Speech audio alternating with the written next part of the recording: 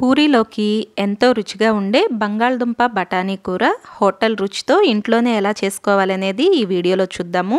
ఈ కూర చేసుకోవడానికి మనకు తేలిగ్గా ఉంటుంది, ఎక్కువ సమయం కూడా పట్టదు. వెల్కమ్ టు వంటలమ్మి, నేను మోనిక. మీరు గనక ఈ ఛానల్ను మొదటిసారిగా చూస్తున్నట్లయితే తప్పకుండా సబ్స్క్రైబ్ చేసుకోండి. మరి బంగాళదుంప బఠానీ కూర ఎలా చేయాలో చూద్దాము. ముందుగా స్టవ్ పైన ఏదైనా ప్యాన్లోకి 2 స్పూన్ల నూనెను వేసుకోండి. దీనిలో కొద్దిగా ఆవాలు, జీలకర్ర వేసుకుని వీటిల్ని కాస్త చిటపటలాడనివ్వండి. తర్వాత దీనిలోకి 3 ఉల్లిపాయలను ఇలా పొడవుగా తరిగి వేసుకోండి. ఉల్లిపాయలు వచ్చేసి మనకు ఈ కూరకు కాస్త ఎక్కువగానే పడతాయండి. ఇవి కాస్త లేత గులాబీ రంగులోకి మారినప్పుడు దీనిలోకి ఒక 2-3 రెమ్మలు కరివేపాకును వేసుకోండి. అలాగే పచ్చిమిర్చి 3 నుండి 4 ఇలా పొడవుగా చీల్చుకుని ఈ పచ్చిమిర్చిని కూడా వేసుకోవాలి. ఈ కూరలోకి మనం కారం ఏమీ వేయమండి, అందుకని పచ్చిమిర్చిని కాస్త ఎక్కువగా వేసుకుంటాము.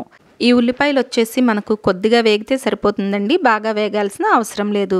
ఇలా కాస్త వేగిన తర్వాత ఒక 3 బంగాళదుంపలను ఉడకపెట్టి ఇలా ముక్కలుగా చేసుకుని ఈ బంగాళదుంపలను కూడా వేసుకుని మొత్తం కలిసేలాగా కలుపుకున్న తర్వాత స్టవ్ను పూర్తిగా తగ్గించేసి మూత పెట్టి ఒక 1/2 నిమిషం పాటు మగ్గనివ్వండి. బంగాళదుంపలు మనం ముందుగానే ఉడికించుకుందాం కాబట్టి ఎక్కువసేపు మగ్గించుకోవాల్సిన అవసరం లేదు. తర్వాత దీనిలోకి రుచికి తగినంత ఉప్పు, ఒక 1/2 స్పూన్ పసుపు వేసుకుని మరొకసారి మొత్తం కలిసేలాగా కలుపుకోవాలి. ఉప్పు వచ్చేసి నేను ఇక్కడ 1 స్పూన్ వేస్తున్నాను, మీ రుచికి తగినట్లుగా మీరు వేసుకోండి.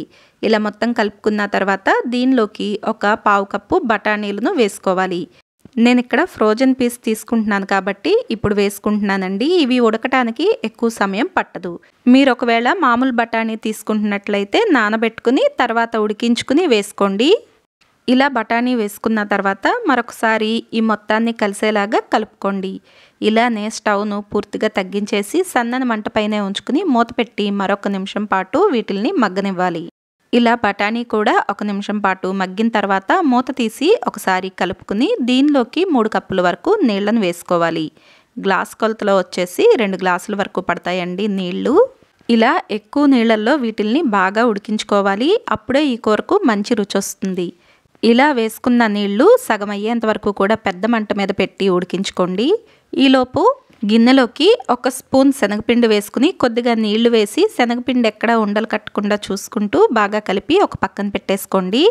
వేసుకున్న నీళ్లు సగం అయ్యేంత వరకు బాగా మరగనివ్వండి. తర్వాత దీనిలోకి మనం ముందుగానే కలిపి పెట్టుకున్న శనగపిండి మిశ్రమాన్ని వేసుకోవాలి. ఈ మొత్తాన్ని కలిసేలాగా ఒకసారి కలుపుకుని మూత పెట్టేసి నిదానంగా ఉడకనివ్వండి. అవసరమైతే మంటను కాస్త తగ్గించుకోండి.